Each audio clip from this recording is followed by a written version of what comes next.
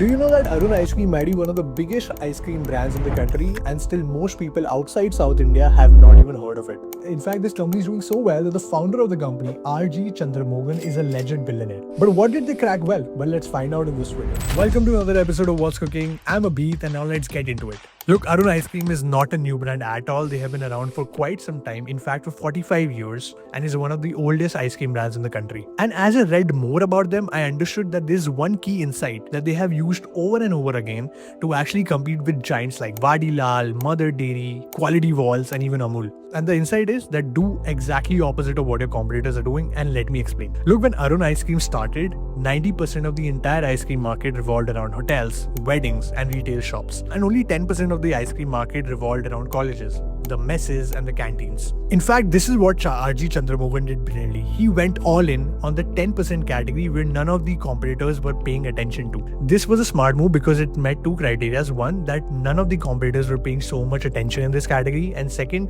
it was the least capital intensive category for them to enter into, because if they would have entered weddings or hotels or retail shops, it would have cost them a big amount of money. Well, they repeated this strategy for geographical expansion too. How? Well, they started entering rural and non-urban places for opening their shops. They entered rural cities where none of the competitors were actually paying attention to. And this helped them generate extensive loyalty from a lot of customers because of the great product quality they have, and this created a huge word of mouth in South India. And if you look at the 40-year journey, you would see that the company expanded a lot.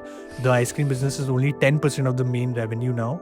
And while that was a great start, now the company has expanded a lot. They have a big dairy business. So yeah, an interesting insight about a company that people should talk about often. Let me know what you think about this, and also share it with someone who did not have a freaking clue about this.